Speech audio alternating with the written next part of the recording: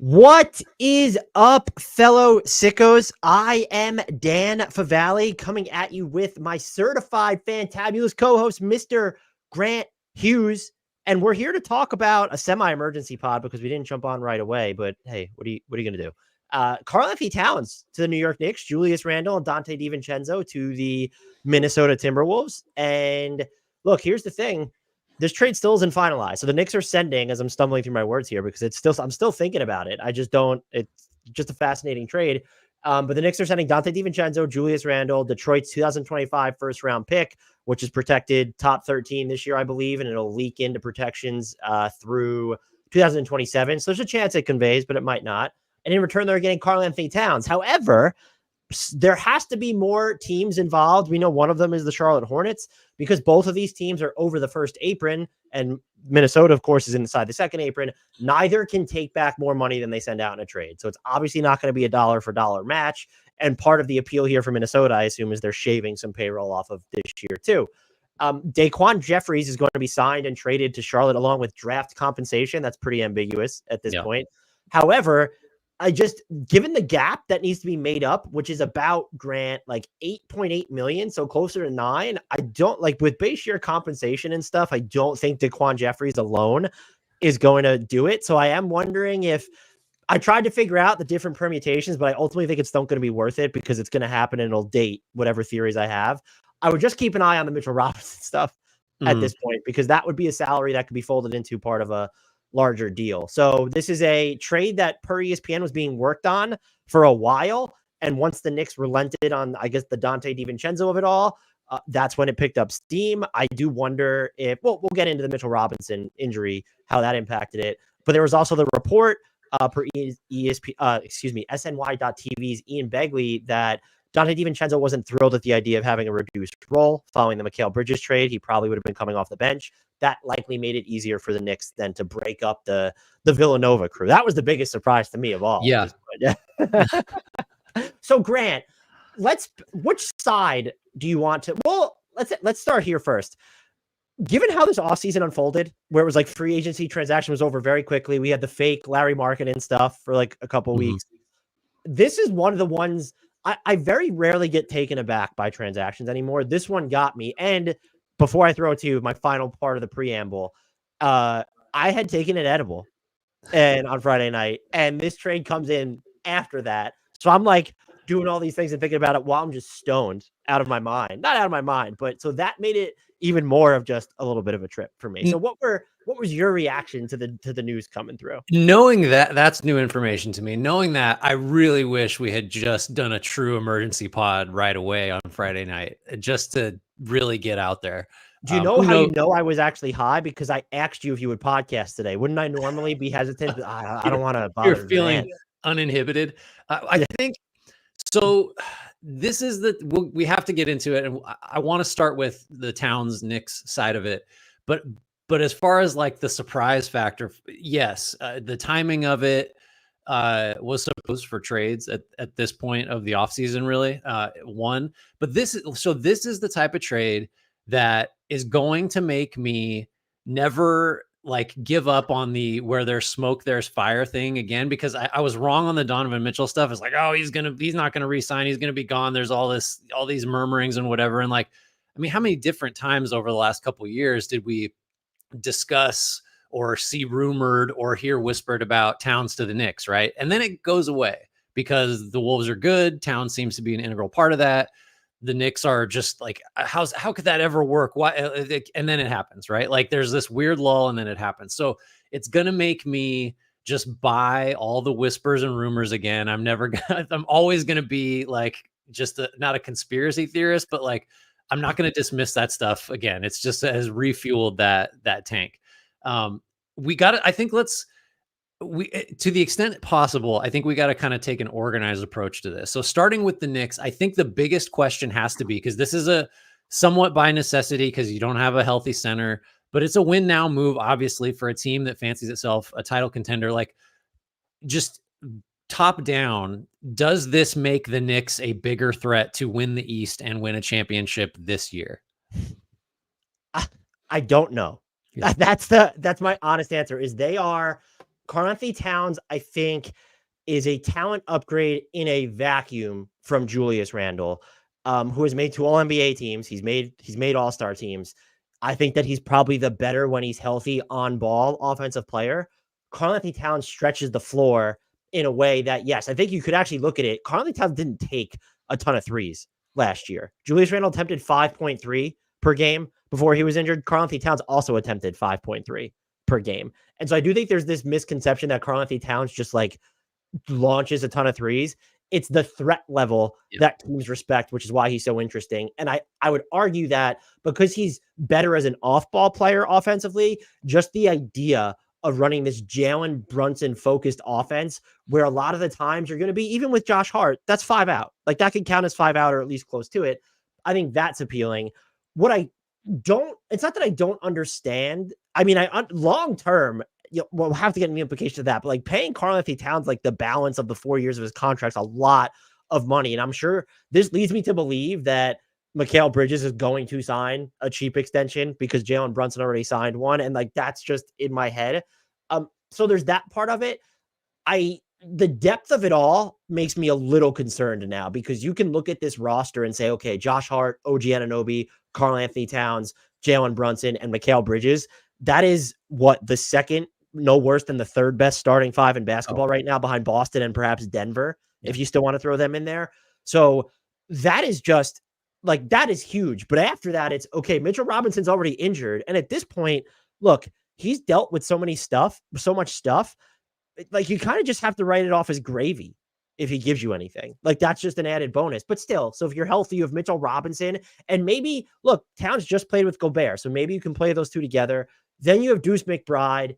And then it's kind of like, okay, like what is, like you are very susceptible to injuries. And I would argue we're that way before. And my final point, because I'm rambling here before I throw it to you, is I do just wonder. I think that Karl-Anthony Towns, he can do a lot of stuff on ball when he gets going downhill. You can funnel things through him in the post. And I think from a fit perspective, he's better because he's easier. Whereas Julius Randle, even as he got better at the accessory work, that wasn't his natural state.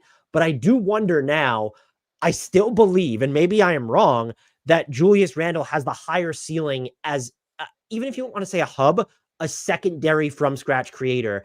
And you really need to buy into the idea that, okay, especially with Donte DiVincenzo not there either, that Mikal Bridges and Karl-Anthony Towns are enough to fill that pocket behind Jalen Brunson. Yeah, I think I echo basically everything you said as far as the sort of teeter-totter, like, well, this is good, but then also not this, and then this raises this problem, but it solves this other one. I think the two things that are most interesting to me are the burden that this puts on Jalen Brunson, who was already carrying a really heavy one, because all we talked about, and I think just one of the main storylines for the Knicks was like, Julius Randle's really important. You've been saying this forever, just because like he's the other guy, right, that can make a play in that offense. Like, and if you don't want to have Brunson be the be all end all just constantly and need him to be, now maybe Bridges alleviates a little bit of that. I'm sure. But like losing Randle as a playmaker, which like, I don't think there's a conversation to be had about, oh, Towns has been a 4-ish assist guy per game, like in the past, but certainly not recently. Randle just was the other guy that was going to make plays and generate offense. So he's not there. The trade-off, though, is like you said, Towns, and this is where the kind of the most intriguing aspect of this for me arises, is Towns is that spacing threat and is a 5. He will be the 5, at least as a starter here. And I view this through the prism of how do we beat the Celtics? And I think one of the key elements here is if you have Towns at center, and let's presume Kristaps Porzingis is healthy, he's got to come out of the lane, because you can't leave Towns out there. Now, maybe you switch, maybe you put him on somebody in the short corner, but basically anyone else the Knicks have out there is going to be a huge threat to hit threes. Maybe Josh Hart's the guy you stash Porzingis on, but I think those are the sorts of high level concerns and tactical issues you have to think about with a move like this. Cause like whether it's intentional or not, the Bridges and Anunoby pieces are like, well, that's for Jaylen Brown and Jason Tatum. Like those are okay. Got that covered. What do we do about Porzingis just lurking in the lane if we're playing Mitchell Robinson, or even if we're playing Julius Randle at the 5? Like he's just going to hang out in there, and Brunson's going to have a hell of a time getting anything done where he likes to work, which is near the basket. So I think the theory of Towns as like a major offensive upgrade over Randle while losing the playmaking side is that he's just you can't leave him out there. And if you're trying to beat Boston, I think a key to that is getting Porzingis away from the bucket as much as possible. So I think that's really fascinating. I do wonder though, like now Towns has been a decent offensive rebounder years ago, but the more stretch he's providing on offense, the less he's going to offensive rebound. And he's been bad at that in the past. And the Knicks live and die with offensive boards, or at least they have it previously. So like, it's just a trade-off, right? Like you're getting some new elements that you didn't have before. You join Boston and actually to kind of a weird extent, the Sixers, in that you have a center that's going to be a spacing shooting threat because Embiid can do that stuff. And so like, maybe that's just a prerequisite to contending in the East now. You just have to have that piece in your offense. But man, the defensive stuff's it's iffy to me. If you just assume Robinson is a backup now or is not healthy or whatever, I just there's so much give and take. Apparently, so much give and take, right? That's why I'm with you in that. Like, I'm not sure. I guess the takeaway ultimately is like I'm fascinated to see sort of how this looks on the floor. The other aspect of it, and you mentioned the offensive rebounding, which was great, and now I guess it's not that it was independent of that, but they were kind of getting forced out of that identity to begin, not forced out. We'll see how they still do with it, but Hartenstein's gone. Mitchell Robinson's not going to be ready to play. You weren't going to get that anyway. Yeah. So it's tough to look at it through that lens. And if you really want to, you could play Towns and Mitchell Robinson together. And I would say, look, what's very interesting is the other thing too is defensively now. And again, that always Mitchell Robinson injured, Hartenstein gone. That was something that was always going to be an issue. I will say this. I've been very hard on Karl-Anthony Towns in the past, but we were also both pretty adamant that he got a lot better defensively last year. And I'm just curious, though, if that holds up when now you are back to being the primary big. And I will say, I'm not pessimistic on it holding up. So the Wolves, when Towns played at center without Naz Reid or Rudy Gobert on the court, the offense was awful, but I think you saw a lot of those minutes did not come with Anthony Edwards on the court. A 103.1 defensive rating. That's the 99th percentile. And you can say, well, like, look, you don't have Anthony Edwards and Jaden McDaniels here or Nickeil Alexander-Walker. That is very true. The Knicks have Mikal Bridges, OG Anunoby, Josh Hart. So it's not a perfect analog, but I look at this and say, what the concern would be is, can Karl-Anthony Towns do the base rim protection stuff? I actually thought he did a lot better kind of on the ball in space and making reads in space. But when you are the backline guy, can he handle that? And if he can he handle it for extended stretches now? And that's going to be the big question for me. I'm a little bit more optimistic. If they made this trade last summer, let's just say, I would have been so pessimistic. Obviously, Mikal Bridges, OG Anunoby would have been on the roster then. But just knowing what we know about Towns, I do think, however, that's going to be a concern. Maybe it does help that, okay, OG Anunoby, I think people have kind of, when we were talking about Randle and OG is kind of like your hybrid 4-5 switching on either end of the court. OG has never been like a caps lock, I can be the big man guy, but he can do it. But now you do have Towns, so like we've seen him kind of defend Jokic pretty well in the past. And insofar as you can defend Jokic well, I want to make that clear. Nikola Jokic is the best player in the world. And now OG Anunoby, like he can do like the low man, like help rim protection stuff. And so my first thought is what does this look like defensively now? However, I do think we're seeing a lot more. Look at New Orleans, look at Houston, where doesn't it feel like teams, maybe even Boston to some extent, where they're building their defense when you look at the personnel from the outside in. And that's also what this feels like a little bit of a bet on. And again, I don't know how much it matters because Mitchell Robinson wasn't going to be healthy anyway and Hartenstein was gone. Yeah. So one of the things I started to think about is like, well, have you just given opponents, particularly in the playoffs, a Brunson Towns duo to attack just with pick and rolls? Because Brunson's size is an issue, like, and he's just going to be, you can't expect him to make a major defensive impact because of the offensive load that he carries. So, okay, now is there just, do you just make it easy? Mort's popping in. Yes, we should, Mort. Oh man. I think so, but then it's kind of what you alluded to. It's like, okay, yeah, the Towns, Brunson pick and roll, like maybe you have to hide Towns somewhere else now, and Anunoby mitigates some of that issue. But like that was going to be an issue with Randle and Brunson, right? Like that, you just have to, you keep having to think like at least for a couple months, probably more. Mitchell Robinson wasn't going to be involved. So like when you're talking about, is this a defensive issue? Is this an upgrade, a downgrade? It's like, you're weighing that against Julius Randle at center in a lot of cases, right? And so like, yeah, Towns is not known as a defender, but he's a lot bigger than Randle, and he has anchored defenses for Thibodeau before. And I use anchored almost with air quotes because like you know what anchors do? They sink, and like he sank the defense several times. Like I was looking back hoping to see like, oh, those 16-17 and 17-18 Wolves when, you know, Tibbs 2 full years there, just hoping to see like, you know what, Towns actually was pretty good. Nope. Their defenses were bad. They looked okay. The on-off stuff looks okay with Towns in there, but in 17-18, but that's because Gorgie Jang was the backup center and the Wolves got housed whenever he was the center on defense. So there's not a lot of evidence to say like Towns is objectively going to be a very good backline guy. You're weighing this against what Julius Randle probably would have done, or what some sub replacement level center would have done, or, you know, and maybe the 15 minutes of Mitchell Robinson in there per game when he's healthy will be better.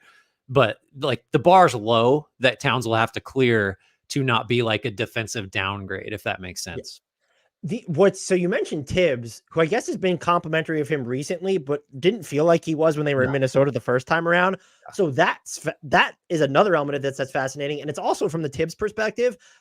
We have pushed back against this. So anyone who is going to be listening to this after the fact, or the couple people that are in here right now, he's still married to the way that he views bigs. Like he's been a lot more flexible over the past couple seasons that we've acknowledged. This is just an absurd departure from what he likes to do at center. And again, Hartenstein was gone. Robinson was injured. It was going to be that way anyway. But now you've said, well, it's never basically not going to be this way, because look, maybe Mitchell Robinson and Karl-Anthony Towns play together, or Mitchell Robinson comes back and you can at least go to the backup role with that. There could be other moves where they get another big, but like, if we're being honest, the way that you're built and how your other 4 most important players are like, well, why wouldn't we? Like, are you just going to bring Josh Hart off the bench to start Mitchell Robinson or another center? I don't know why you would do that, because I think that'd be a downgrade for your offense. So like, this is a really stark departure from what Tibbs likes to see from his bigs. And I will be interested to see how the Knicks defend, because I think he's going to need to show, I mean, at both ends too. Like a Hartenstein is someone who, yeah, okay, we saw him break out the floater every now and then, but like that's someone who could do more from the perimeter on offense that just didn't with the Knicks. And now I'm just so fascinated this from the Thibodeau of it all. But like, this is just not what he likes to do, how he likes to run his teams when you're looking at not 5 out, but like having that big man in Towns being a floor spacer more than like a traditional conventional center. Yeah, if he figures out, like if this goes fairly smoothly and we really do see very little of Robinson and Towns together, I think we probably need to retire the idea that Tibbs is like not malleable tactically anymore. Like this is going to be a real departure, a real challenge, I think, just based on like what you said about his track record, exaggerated as some of that like inflexibility may be now versus like 5 years ago. Before we get to I don't know if you have any other like major Knicks thoughts. We do need to discuss the Wolves side of this, because I think if anything, it might be even more interesting. But before we do that, what did you just think of just the package that it cost, or what the Knicks had to give up to get Towns? Because you know, I guess depending on when you might have had this hypothetical discussion, one kind of first that probably is going to turn into a second if it doesn't convey in the next 3 drafts, which is, I don't know, top 9 protection in 27 is a little right? But maybe, yeah. But then just DiVincenzo, who, you know, would have been a bench player probably, but phenomenal contract, great value. And Randle, who kind of like didn't seem to fit literally anywhere. Like that was a real topic in NBA discourse of like, he doesn't fit anywhere. There's no way to trade this guy. And then when it happened, I was kind of like, oh yeah, Minnesota does sort of make sense if you had to like really pick a team. I mean, none of them make great sense, but what did you think of the pack? Like, were you surprised that was the cost for Towns, or that's what the Wolves were willing to take back to give up Towns? No, because just the deal extends so far out. And I think that we knew they were going to reconcile with the second apron at some point. I just didn't expect it to be when they came off probably the best season in franchise history and had a real. Right. And so before we get to them, this is part of the package talk with the Knicks. The implications here are a little bit fascinating. So as of right now, Grant, they project to be about $9.7 million below the second apron. This is next year. And so that's with Cat, OG, Jalen Brunson, Mikal Bridges, Josh Hart, Mitchell Robinson, Deuce McBride, Pacome Dadier, and Tyler Kolek on the books. So 9 guys. So there is some wiggle room there. You look at those players. I guess Mitchell Robinson is the only one that makes real money, and I guess you could view as expendable. But like that is something I think having Towns on the books, because if let's just say Julius Randle picked up his player option, and then you still have Donte DiVincenzo, I viewed it through the lens of you've decided that paying Karl-Anthony Towns, let's say between 7 and 10 million more than those two put together, is worth it. Now, the other thing you could have said is Julius Randle's going to decline his player option and wants more money. I want to know where he's getting that more money from, quite frankly, especially after we saw how the trade market unfolded for him. But they could have also viewed it through, well, he's going to make at least 35 million. And then plus Donte DiVincenzo's, let's call it a wash. So the Towns is making about the same as those players. That's fine. But I do think because Towns' salary is so massive moving forward, this is something you're going to have to reconcile. One, I give the Knicks front office credit because this is like this the second time this offseason they've used the kind of sign and trade these guys that aren't rotation players, use these extra roster spots. Going after Landry Shamet, by the way, now makes a whole lot more sense that Donte DiVincenzo's out of town. So there's creativity, but they're going to have to be even more creative moving forward sooner, I think, than we were expecting. Because I do think part of us thought that if they traded Randle, it might just be for a cheaper player or cheaper collection of players rather than another consolidation move. I think that's not the cost, what it was for Towns. That felt about right. Okay. And that might be a good segue into the Timberwolves if you want to head into the Timberwolves. But for the Knicks specifically, I think, and I don't know, maybe it's the last part of the Knicks. Were you surprised they went the consolidation route in a Julius Randle trade? Yes and no. I guess those are the two answers. Well, what's strange is I guess I had been thinking of Randle as someone that I don't know, not a distressed asset, but it's the fit was just so hard. So I guess my thinking would maybe mostly, no, I'm not surprised it was a consolidation move, because I think if you're trying to move Randle, and before the Wolves just weren't on my radar, frankly, as a Randle destination, but generally speaking, because he's such a weird fit, I thought maybe you were going to have to attach something else, and maybe that something else was another player, which I guess technically makes it a consolidation trade to move him. So I didn't ever think there'd be the Knicks trade Randle someplace and get back 2 or 3 guys. I didn't think that was realistic, unless it was just bad salary or whatever. I really want to get your opinion on the Wolves side of this, because we have praised them. First of all, we said you've got forever to figure out the second apron stuff. The Towns trade doesn't need to happen now. Do you it's not a yes or no. How much of this was financial from the Wolves side, and how much of it was we think this makes us better? Because the latter concern, I think we thought they cared about the latter. We thought they weren't worried about the money. That's why they weren't going to trade Towns. So do you think this is a financial move, or do you think they sat down and said, with Randle and DiVincenzo, here's the path to us being better this season than we were with Towns? So that's going to be a matter of course, in the sense that if you want to, the spin is already started, and I'm just here to tell you, stop the spin. Because I'm sorry, through the lens of a playoff series, the Wolves just got, to me, a lot worse. Okay. And we'll get to that. But the financial, if you believe that you're better, then Julius Randle will still be there after next season. And if he's not, then and you just let him walk, or maybe he picks up his player option and that's the end result. But if this wasn't purely financially motivated, Julius Randle will still be in Minnesota next season. Okay. And I think they looked at this and said, Donte DiVincenzo had a great year, one of the most dangerous 3-point shooters in the league. So that helps your floor spacing, can give you a little bit of on-ball creativity. And I already said, I think Randle's the better on-ball offensive player. And this does insulate Rob Dillingham against a ton of pressure to be the second or third best creator on the team right away. But Julius Randle hit 35% of his spot up threes last year and didn't take a ton of them. And so that's going to be a downgrade. And when he's used to working with the ball, if you want to play him with Gobert, and then Edwards is on the court, that it does create what I think could be an awkward dynamic there. And they'll be fine defensively. I'm not too worried about that. And if anything, I've kind of thought, do you start Naz Reid and bring Julius Randle off the bench? But is that that would even be more financially motivated to me because, well, then clearly Julius Randle's not going to stick around there if he's only going to guarantee to be a 6th or 7th man. I think they looked at this as they did. We'll see. Look, by the way, they're about, as we're recording this, I think like 13 million away from ducking the second apron entirely. Or is that next season that I have them marked down for? They're inside 14 million of ducking the second apron entirely. And so like, I don't know how important that is to them, but if they wind up, they could get out of the second apron if they wanted to now. However, I think they looked at it moving forward and said, forget about Rudy Gobert for a minute because he has that player option. Maybe he picks up. Maybe there's an extension. You have Nickeil Alexander-Walker entering free agency. Naz Reid has a player option that I expect him to decline.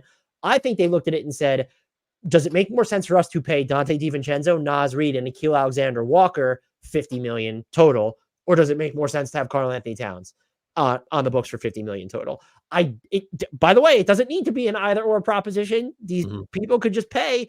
You could have kept Nickeil Alexander-Walker, Naz Reid, and Karl-Anthony Towns. So I think, and what do you think about that? Like, I think that's the calculus they made because I don't know. Donte DiVincenzo is an upgrade. And again, I think you get more on-ball creativity from Julius Randle. And we talked about the need for more shot creation from them. But when that shot creation comes in the form of someone who isn't quite plug and play, I don't want to say it's problematic, but it definitely introduces questions. So I guess to answer my own question, I'm not ready. I think the most logical sort of take on the deal is that there is a financial component. Like that is some percentage of the motivating force behind doing a deal like this. That said, I do think now maybe this is kind of devil's advocate-y, but the case you would make as the Wolves, if you're saying, no, this was a basketball move, is we think that the added shooting of DiVincenzo, who made almost, 298 threes or something, just made 1 million threes last year. The addition of that to our offense, scaling up Naz Reid, who does a pretty good Cat impression. And there was a lot of talk oh my God, if you just gave him Cat's minutes last year, he's pretty close to what you get from that position, right? He's like a 4 who can't really be a 5, spaces the floor. It's you get a lot of Cat stuff there. And then the Randle piece of it is so just imagine, you're not getting playmaking from Gobert. You're not getting playmaking from Jaden McDaniels. Mike Conley is 38 or will turn 38. I forget which it is, but that's not a guy you can rely on, for 75 games playing 30 minutes. Edwards is getting there as a playmaker, still kind of a pass in case of emergency kind of thinker as far as when he's on the ball. And then Dillingham's a rookie. So the Randle playmaking side of it paired with the shooting you will get from more Naz Reid and the addition of DiVincenzo, it's maybe that is better than the 17th ranked offense, which is what the Wolves were last year. So that's the case you'd make. I'm kind of making it tongue in cheek because if you just step a little bit ways back from it, you say you gave up one of the best shooting bigs of all time and you sort of need that guy because you play a center who can't leave the paint. Does any of the oh no, this was a basketball move justification I gave resonate with you? Oh, I think you outlined that. You've made the case. There is a scenario in which the Wolves come out better balanced and deeper from this. The Randle fit is, and the way that the reporting is framed is that Donte DiVincenzo needed to be included in the deal for this to work. And so that just makes me question how much Minnesota actually believes in the Randle fit. And having Naz Reid here, and look, this is a fair question. I said you could have paid Cat, Naz, and beyond next season. But if we're being realistic about it, would you rather have Karl-Anthony Towns or Naz Reid, Donte DiVincenzo, and Nickeil Alexander-Walker? Probably Cat, I guess. Oh, really? If you're, it's a close question. I love Alexander Walker. I like Reid, and DiVincenzo's the third guy. I like all those guys. I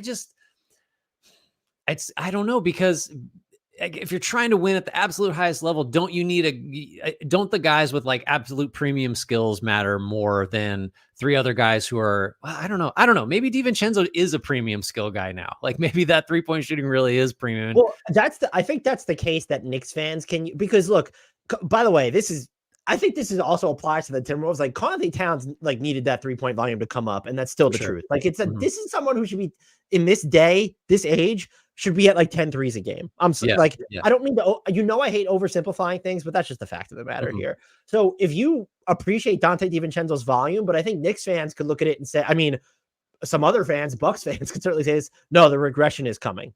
And so it's just like, I don't know. I think I would rather have those three in a vacuum than Cat if I'm the Timberwolves. But again, none of those three can create. Naz Reid, you've already said he does a good Karl-Anthony Towns approximation. He has a great floor game. He's not as physical as Cat. And so I think that's where it's coming to play. But look, Cat's had these erratic stretches in the playoffs. And it does, I hate to make everything about money, but at the end of the day, it does come down to like, is this player worth 30+% of the salary cap? And if you're not going to, I thought Karl-Anthony Towns showed a lot last year. I thought he had some really good playoff moments. I know there are, and we'll get to some chats at the end when we wrap this up. I know there are some people in the chat who think that this is addition by subtraction for the Wolves.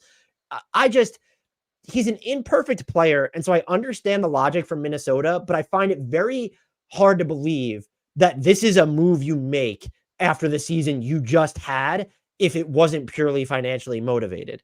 Because then it's, what is that? And if you are, let's say it's not financially motivated, so you're buying into, what does it say about your view of, I guess, Rob Dillingham being ready? In which case, well, then why did you give up so much to get him now? I know that was a future play, and now it looks like even more like a future play. I think that's where Randle might help them the most, at least this year, where it's, okay, we didn't think Rob Dillingham was going to be playable in the playoffs. Julius Randle's kind of proven unplayable in the playoffs at first, but it's, you have better talent around him. He's not going to be the first option as he was in one of those two Knicks playoff runs. So I still remain intrigued by this from a Wolves perspective. I just find it, and I know you outlined the ideal scenario, but do you think that there's a world in which they made this trade without it being like not immediately so far, but definitely long-term financially motivated? In which case, if it was motivated that way, like why did it happen now? Yeah, I was actually going to ask. So I think the financial component is like indivisible from this. I think it was a factor. I think it's just easier from the Wolves side of things to minimize it if you're trying to spin it because of the case I made that I don't wholly believe that like there's a way, there's a world where this works, where the offense is better with what they have now, talking about the Wolves, than what they had before. I don't know if I'd say that's likely. It's definitely possible. And in fact, like if the offense is better, it might just mean Anthony Edwards is better. And like, that's actually the reason. So it's not like we can conclude this season and say, oh, the Wolves were 12th in offensive efficiency, therefore the Cat trade made sense. Like, well, no, there could be some other factors that had something to do with that. Maybe Dillingham even is the guy that has a hand in that. The bench just works better. I don't know. I think it's a combo. It's just fascinating though, because like, actually, what was my very, very first thought when I saw that this trade went down was like, I kind of like it for both sides.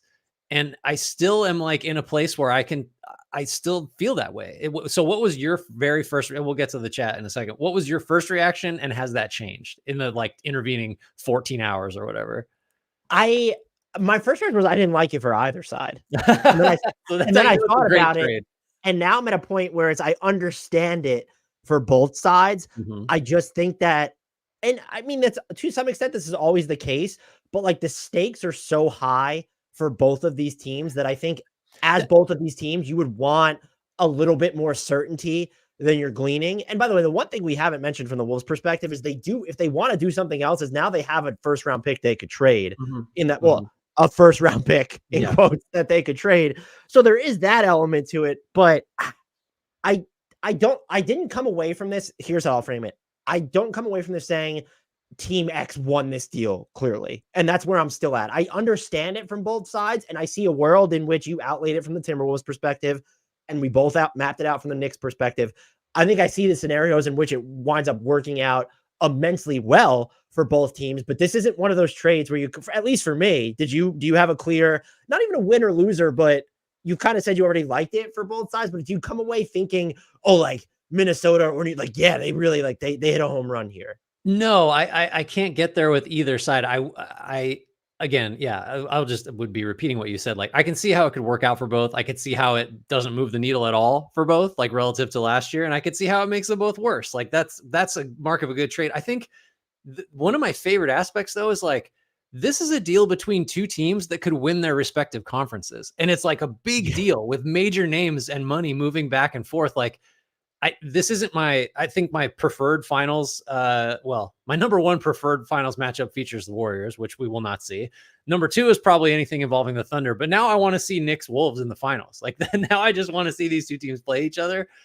So I do think we should at least like sort of mark the rarity of two teams like at this level, making it's not a challenge trade because those are like 1-for-1s, but it's pretty close. They're just saying like, give us your guy, we'll give you a couple of ours, and we'll just see, like that's because there's not like a million picks going back and forth. There's like one shitty first. It's just players. But there's also the element of, do you come away thinking one of these teams got like confidently better? It's not, it could be that both of them got a lot better, but there is downside for both of these teams. I'm more confident that I think the Knicks upside is probably like their potential gains are greater. And that has as much to do with the fact that like Mitchell Robinson just wasn't going to contribute for probably a third to half of the season. So like measuring where they were to where they could get with Cat, I think that gap's bigger than where the Wolves could get. Because by the way, the Wolves were the better regular season team last year anyway, right? Like they won 56. So they were already really good. This could make them good in a different way. I don't think this adds like 5 wins to their total or anything. Whereas I think Cat might do that for the Knicks. Honestly, you know who might be the biggest winner of this trade for the Wolves? I honestly think it's Rob Dillingham. To where Naz Reid's role's getting bigger ahead of that player. That's a great, right in a contract here too. Yeah. Good timing. I did the last element I wanted to ask you about, and we don't have to spend too much time on it at all, but like, how does this trade get fleshed out? Like, I'm struggling to come up with the money of it all. And if it is Mitchell Robinson, that's like, what happens? The Knicks better be getting back a big from Charlotte. And I think Grant Williams, doesn't he make more than Mitchell Robinson? So like, it's not going to be that. I've thought the thing that I've thought is like, can you rope in Portland and get RW3 back? RW3 would be is like the guy that's just got to go somewhere. And yeah, that would be, I mean, like, if it is Robinson that goes from the Knicks, again, like the health questions make it so that like you might just be trading someone that was going to give you 0 or close to it.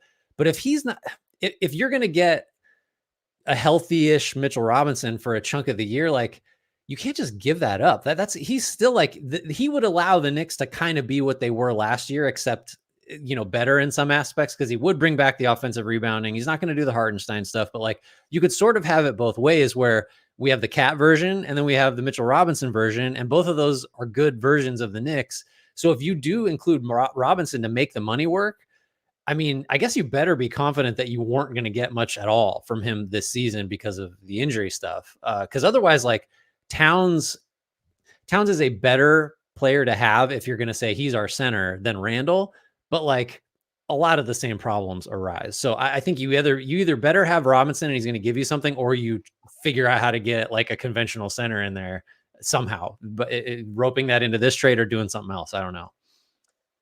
Let's get to some of the chats. And if Grant has to skedaddle, I can stay here and answer questions. We'd like questions too, so throw them in, but we'll go through some of the chats that have stacked up. 16 Colin A, so bummed as a Wolves fan. Randle does everything worse than Cat. I do think, I don't know if you agree, Grant, that Randle is the better on-ball creator than Cat. Yes. Yeah, I think that's a given. And again, that is potentially something that Minnesota needs. Losing the shooting sucks. But like you said, 5 a game, you can replace that with Reed and DiVincenzo. Joe says a playoff series loss to the Luka Doncic-led Mavericks has led to 4 NBA teams to make major trade immediately thereafter, breaking up a core of all-star, all-NBA players. Utah, Phoenix, and the Clippers. That is a great comment, Joe, and a fact too. And now Minnesota. So, the second part of it, 1 time is happenstance, while 4 times means the benchmarks that forces front office. I mean, Luka Doncic is just out here wrecking. I don't know, a 6th of the league, pretty good, or 7th of the league. Henry, as a Minnesota fan, this addition by subtraction. I mean, if anything, it's addition by addition because you didn't just get rid of Cat for nothing. And Henry's got a lot of comments in here. I would like to know, Henry, do you work for the Timberwolves in any capacity? Just based off, let's some of Henry's greatest hits here. What do we got? Oh, here we go. Well, yes, this is would you do this? Yes, start Nas. This isn't do you work for a Timberwolves question. I think it's politically, I would just do it. Well, but you mentioned like, well, maybe that, and just kind of in passing, like maybe this means Randle comes off the bench. Like, Politically, that is tough. You're right. But like, maybe, if one of our biggest concerns, and like, it's almost to the point, it is to the point where we get shit for talking about it all the time, but like, oh my God, Rob Dillingham's role is going to be so important. That's such a huge amount of pressure for a rookie. It's like, well, it's a lot less playmaking pressure if Julius Randle spends a lot of second unit minutes with him, So like, again, from a And basketball Dillingham is perspective, someone who can play off the ball too. So that dynamic, I yeah, don't know what it'll look like defensively, but that right. dynamic can certainly work. I get it. I think like if you could get everybody on board, that makes some sense, because then you just have Reed be Cat, right? You're like, you space, you do all the stuff that he did last year next to Gobert, and then we just have a dramatically upgraded second unit that has DiVincenzo. I guess, DiVincenzo probably won't. No, he won't start. So then you have Dillingham, DiVincenzo, and Julius Randle against backups. Like, you're going to score. Like, that group is going to score. And maybe that's how you get the offense up to where it needs to be. I mean, I kind of love that idea, honestly. DC, 8 minutes behind, but the Knicks seem short on playmaking. I really like Mini's side if Randle can be on the floor with Rudy and Nas. They did the Cat Nas Rudy thing for small stretches. I really think that comes down to, is Randle willing to fully embrace the accessory work? And that it's not just a matter of working off the ball, but it's when he catches the ball, like the decisions when he's at his best need to be quicker. I think the issue here, and look, the Knicks found ways around it with Mitchell Robinson, but like if you have Rudy Gobert on the court, like you're never going to be the primary screener. And so then you're going to be relegated to bystander duty. Some of the second units, you were just talking about it. If you want another big and still continue to play huge, him and Nas can work, because Nas can space the floor while Julius screens, or vice versa. Honestly, you could run dual big pick and rolls with those two because of Julius Randle's ball handling. So I do agree. How did you feel about the Knicks being short on playmaking part? Because I made this point to Andrew Claudio of Knicks Film School, who disagreed at the time. Randle was still on the team. I would now argue that it feels a little bit more salient at the moment. Well, yeah, I think if we spent the whole offseason talking about how important Julius Randle's playmaking was, we have to concede now that they have less of it. And that's not great, because it wasn't a position of strength before. We haven't really talked about Deuce McBride, who, like, what's his role now? Like, is he playing a ton?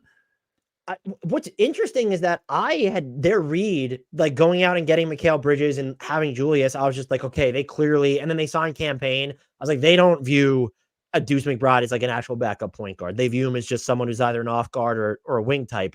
Maybe they still feel that way, but we just talked about they lost, honestly. Like, do you think Donte DiVincenzo is a better playmaker than Karl-Anthony Towns? Donte DiVincenzo is not a good playmaker. Like, he's not a good ball handler. Like, that's just not what he is. So I think you may be telling him a little short, but I would agree in that but like I think the playmaking overall is an even larger concern after this trade. And so 100%. You would think Deuce's role gets bigger, or just like Campaign's role get big, or are they going to try out Tyler Kolek, who's just a phenomenal passer? Maybe. Yeah. I think we again should have mentioned him by now if we're talking about the playmaking issue. I think one of my barbers is in the chat. Dan, what's up, bro? Did you see my tweet? Barber/DJ. I did not see your tweet, because I'm not on Twitter enough anymore, but thank you for coming in and watching. A bunch of stuff from the financial decisions for future flexibility, which will make them better. I mean, maybe this is my issue with the way that people view rookies playing big roles right away, is that they just assume that they're going to be good when rookies we saw it when we did the Timberwolves look ahead, which is now a little dated, I would think, with Terrence Shannon Jr. and like Rob Dillingham. They're everything the Wolves need. It's going to work out. Oh, maybe. Is it going to work out right away? I don't know. And I would argue that if you thought it was going to work out right away, maybe this trade doesn't happen, but the financial element definitely does mean a ton. Mel, less Cat, more Nas. I mean, certainly now it's going to be less Cat and more Nas. And again, like, I don't know if I'm overselling the idea that Nas can just do all the Cat stuff. I hope I haven't made it seem like I really think like he's just as good as Cat, but we kind of tiptoed around this a little bit, like based on what again. So now it's just, it is a financial move, but it's like, if Nas can give you 80% of what Towns did in like similar minutes, and he costs, I don't have the numbers in front of me, like a quarter of, or, like 20%, significantly less than what Cat does. Like, isn't that just a smart move? Shouldn't you just like, yeah, this is how we offset the crazy money we have going to Gobert and Ant and Well, McDaniels. speaking of Vainstain, that's quite the name. Minnesota ready to move on from Gobert. Do you think this trade makes it more or less likely that he's with the Wolves beyond next season, where he could sign an extension, but he also has that massive player option? It is under 50 million, but it's like 40, what is it, 46 or something crazy at that point. So which he's not getting that per year on the other right now in the open market. No. So, but I don't know. Does it not impact your view I was at gonna all? say, like, can I just say I don't feel like it impacts it one way or the other? Just I guess from the mindset of if they are clearly worried about these finances now. well, sure, yeah. No, I think like I guess I don't view the cat move specifically as we're also the fire sale is starting, or because that really wasn't what this is. They didn't just dump that money someplace else and get space back or whatever. Like they got back Randle's contract is like, I don't know, it's not bad, but it's like that's a decent healthy number, and so it's like it doesn't feel like that's the way this is headed. Although now it's like we didn't think they were going to trade Cat at all, and they did. So maybe we need to have our antenna up a little more with, the ownership stuff. Like maybe that's a huge factor here where whoever ends up being in charge of this thing is kind of like, I'm not sure I like the idea of our payroll being what it is. But I don't know. I don't think Gobert is like, nothing about this move says that Gobert is imminently going to follow Cat out the door, except for the fact that you traded someone at least partially because you don't want to pay him $60 million a year 4 years from now. Yeah, functionally, I don't think he's like any more indispensable unless you think Nas Reed and Julius Randle are the front court of the future. Don't love that front court defensively, if that's what you're going to do. Mel, Div, great and cheap role player. He's making less than the mid-level for the next 3 years. So absolutely. I think what you could say, but this will tie into it. So Henry, who's more valuable to winning, Derek White or Cat? Nah and DD are mini Derek Whites. That is absolutely untrue. I'm sorry. Like none of those, like neither of those players. Nah isn't nearly the player that Derek White is on offense. And then Donte DiVincenzo is even close to the player that Derek White is on defense. What's interesting about the DiVincenzo side of this, and by the way, even though I think that Randle was like super important to the Knicks, that's like the guy when he was outgoing, I was like, can they afford to lose his 3-point volume and gravity? Last year was an outlier season for him. This is someone who through the first, 6-7 years of his career, never averaged 6 3-point attempts per game, was under 4.7 in total for his career, then jacks up closer to 9 and hits him at a 40% clip. I think, yes, his role was pretty big. But I think if you wanted to take the Knicks stance and say some regression could be coming, like are we sure this is the new normal? That might be fair. But if he is just what he is last season, my God, like that gravity on Minnesota's team is terrifying. And he doesn't really have to be what he was last season to still be a huge value. Like just because of that contract, he could be, I keep using percentages of players like that's a thing. But like if he shoots 38% and gets up like 7 or 8 a game, that's still a hugely valuable player, especially considering how little he's making. And you're not going to ask him to do much more than come off the bench. Right. So yeah, like DiVincenzo is the easy. It's like, yeah, I get it. Like the Wolves offense sucks. They add a guy who can shoot a bunch of threes and maybe that helps solve it. And he's cheap. The Randle part's like, this is where we're doing backflips, trying to figure out the Randle part.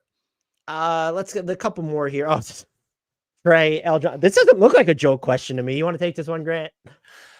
Big question. Will the Pistons first convey in 26 or 27? So top 13 protected in 25, top 11, and then top 9, I think are the protections in 25. Would you guess? 27.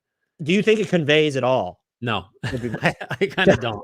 I mean, it's not, I'd be stunned if it was this year and then progressively less stunned, I guess, because at some point the Pistons will get better just by virtue of being bad forever. Like that's usually how it works. And by the way, they've been bad for a very long time. We're going on like 20 years, more or less of bad Piston seasons, but they haven't won a first round playoff series since 2008. Yeah. And I think they've only made the playoffs like 3 times since then. So it's been rough. Drip Flay, Knicks fan here from NYC, feeling good. I honestly, as a Knicks fan myself, which I think I do a good job of, people who listen to this loyally know, but the way that I analyze the league, I think people are always mystified as to when they find that out. I want to feel that optimistic about, I don't think it's a bad trade. I want to make that clear. And maybe it's just, coming at it from a Knicks perspective, Grant, do you think maybe it's just so much movement to digest over the past like 6 or 8 months where, okay, they've turned RJ Barrett, Emmanuel Quickly, Julius Randle, Donte DiVincenzo, basically almost every single first round pick that they could trade into Karl-Anthony Towns, Mikal Bridges, and OG Anunoby. And it's just like, it's so much to have to process. If I had said to I don't know, let's say like the 2022 version of you, guess what, Dan? But going into 24-25, Jalen Brunson will be an MVP contender. He'll be your point guard. And you'll be like, the Mavericks, Jalen Brunson, that guy? Like, yeah, no, the guy that Dallas wouldn't pay, that guy. He's going to be an MVP candidate. You'll also have Mikal Bridges. You'll also have OG Anunoby. And you'll also have Cat. Like, you would be over the moon. You would be like, that would be, what an outcome that would be if you told that to a Knicks fan. I get it, man. Like, if you're a Knicks fan, like, have some fun with this. Like, this is a position that you could not have imagined being in a couple years ago. I think the biggest compliment you can give the Knicks, their front office, the state that they're in. And by the way, they are here because of one player, and that is Jalen Brunson. Like, that is the only reason that they are here, which is, who took less money so you could do stuff like this if you wanted to. Like, that cannot be overstated. His ability to just surprise, where it was, remember, I think we both were pretty low on the actual signing because of the steps it took to get there. The money we didn't care about. We just thought that the Knicks were kind of assigning themselves to mediocrity permanently. Comes in, blows that out of the water, turns into one of, if not the best contract in the league, then signs a below market extension, finishes top 5 in MVP voting last year. So they are here because of him. And I think the biggest compliment that you can give them is that, will this work out? I don't know. But the Knicks were good enough, or have a player who is good enough to actually view themselves as, yeah, it was time to go all in. And I also have to give them credit. This wasn't like we kind of half dipped. We were done after the OG Anunoby trade. Like, this is the Knicks front office talking. Oh, we're done. We went all in Mikal. No, we're going to keep going. Like, they have gone caps lock all in, and I respect it. I still don't know whether I want to feel as good as it is, but I do think I think it's a testament to how good they've gotten, that they are at least in a position to where you can make this argument. Like, no, yeah, it was time. Like, who else were you waiting on at this point? And you outlined it. If you told me in 2022, like, this is who you're going to have on the team, I'd be over the moon. Yeah, it's hard to believe that they've gotten to where they've gotten. It feels like it's been quick. I'm sure it has not felt that way if you're a Knicks fan watching every game for the last several years, but like, just like, how does any team get OG and Mikal Bridges together? Like, those are the two guys that every team in the world was like, wouldn't it be great if we could get them? And they're actually like, we'll do both. How about that? And then we'll go get like one of the best stretch centers that's ever lived. Like, that's just their ability to just go. Now, are they going to win the East? I don't know. Are they going to be a top 4 seed? Probably, but maybe not. Like, there's nothing. I mean, they are. Who is there? Or do you have time for another question? Yeah.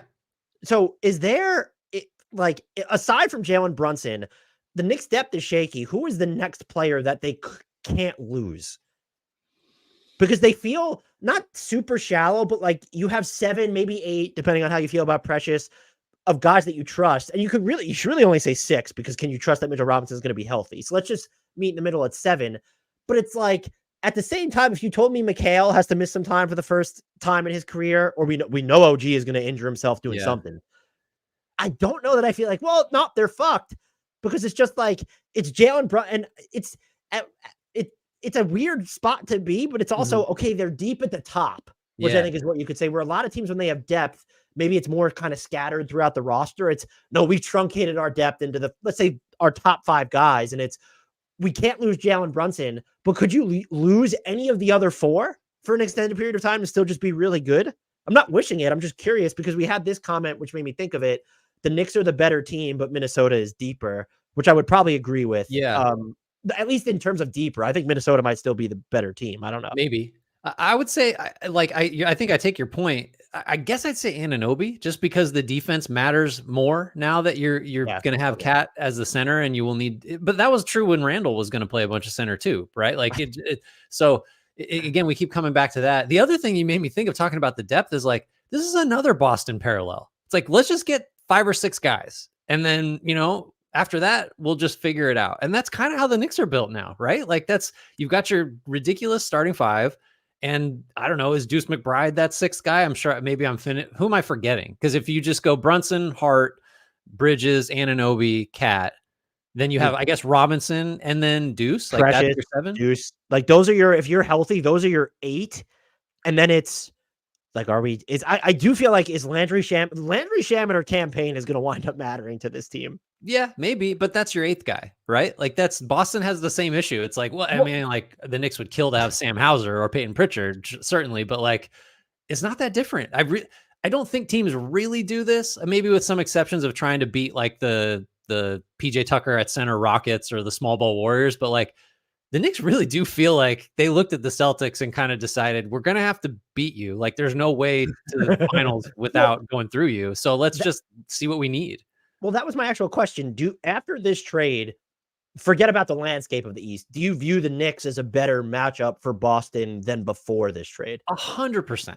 Like with that was what one really comes down to, and I think I can't remember if it was Synergy. It was Todd Whitehead on Twitter had this graph about teams that do the best job of pulling opposing centers out of the paint, and the Knicks were basically the worst team in the league at that. No, that's one of my main upsides of this is if Cat can pull centers out. That makes Brunson better. That just makes everything work more sensibly on offense, particularly against Boston. Because Porzingis I talk all the time about like he's just the cheat code against switches because you get buckets that way that doesn't involve anybody else having to do anything. He just posts up smalls. But his rim protection is great. Like, but he's not great in space. Like I would love to be able to attack a Porzingis trying to like recover out to Cat or like all that stuff. In a playoff series, I do think that has to be a huge consideration here for the Knicks is like, what do we do about Porzingis? And maybe it won't matter because maybe he won't be healthy either. But like that is, you have to solve for that. If you're trying to beat Boston, you have to assume you've got to solve for Porzingis in addition to all the other great players they have. I guess I was just more so coming at, I guess objectively they are just a better matchup because Julius Randle is your big in that situation isn't having the same complementary impact, and he's not going to have a defensive or stark defensive impact or necessarily a good one. But I also kind of look at it like Cat on defense as like kind of the big, like if he has to scramble away from Porzingis, like I think you could argue that a fully healthy Porzingis is going to be way more equipped to do what the Knicks are going to inflict upon him than vice versa. I agree with that. For sure. The defensive questions are there for the Knicks. If Cat is your center, that's just unavoidable. Yeah. So I don't know if you have any other, this was Ziggy. What do we think about the Wolves offense will look like right now? I'm fascinated. I don't know what Julius Randle looks like on this team. I think that's kind of where I'm at, where if you're going to start him and play him with Gobert, we do sometimes get caught up in like having ball handlers is good. And the Wolves needed those ball handlers. It was a question with the Knicks, and I will preface this. I think he did a better job of it. But if you're not playing Donte DiVincenzo for a lot of those minutes, is the floor going to be open enough to convince or to optimize Julius Randle doing the accessory work? And that's another, like, I think this trade, it kind of puts some pressure on Jaden McDaniels, where it's if Julius Randle's starting, like, hey, kid, like the 3-point volume needs to come up, and you can't wait till the playoffs to start making them. Yeah, I think that's true. But it pressurizes a lot of other situations on the roster for sure. I want to do this one last one. This Anya Joe Pilling has one. I can't pull these into the video. Maybe you can. No, I don't give Grant just for anything. I had to. It's catnip. Cat wanted to go to the Warriors, but the Dubs would not part with Kuminga. Hadn't heard that, but I did have the thought of like, if that's what it costs to get Cat, like, could New Orleans have gotten involved? Could all these other teams wasn't there a way for other teams to get in there? They could have, but I think like New Orleans, the whole thing is we don't want to pay Brandon Ingram because we have to pay Trey Murphy. Having Cat isn't going to make that any easier for you unless you're getting rid of both McCollum and Ingram in the same trade. The Warriors is if they like, I would be curious you wouldn't give up Kuminga for Cat, but it's like, what did they want? They got a Pistons. They could say they wanted Kuminga, but they didn't accept anyone nearly on the level as what people view Kuminga at. So I ultimately think the step laddering of the salary to get there would have been less impressive because you have Wiggins is not going to go back to Minnesota. I can't imagine. Yeah. So who's taking that contract? And then it's okay. Kevon Looney and GP2, and Moses Moody. That's how you're starting to make up the dollars. I don't seven other players to get to that salary. Basically, I think that's what made the Knicks an intriguing trade partner. And also Julius Randle could potentially be useful to this team. Is that okay? It took us 2 players. They're the ones finding a third team, and it's going to save. Look, they're saving almost $9 million in raw salary. That's going to save them a shit ton of money. And I haven't calculated what the luxury tax savings are going to be. So I'm not going to celebrate that. I'm still and maybe that's where we ended. I will say I'm disappointed. I think that Minnesota made this trade. If it pans out, I'll eat my words. I wanted to see this group come back. And I think part of it was I was so fascinated by Rob Dillingham, and I still am, but like the concept of that move. And now I do feel like, well, there's like less of a chance that he's as integral, which might be better for them. So maybe I'm looking at it too much from a storyline perspective, but I really thought this group, as constructed, could win a title. And they could still. I was a fan of them running it back. And by the way, because I've lampooned Denver and the Clippers for doing this themselves, I complimented the Wolves, celebrated them like, oh, they are paying the second apron this season, but they're clearly scared of it moving forward. So you are no different than every other franchise. So I have to eat those words. I think you just really crystallized it for me. The Knicks side of this is less complicated. It's a bold move for the Knicks because of the cost, right? And the ups and downs of it. For the Wolves, it's either bold or cowardly. And that depends entirely on whether you believe this is a basketball move or a financial move. And I don't know that we ever arrived at like, is it 60-40, 50-50, 70? Like because it's cowardly if it's just, oh, we don't want to pay this money. And therefore we're not going to get to see what this team can be if we give it another year together.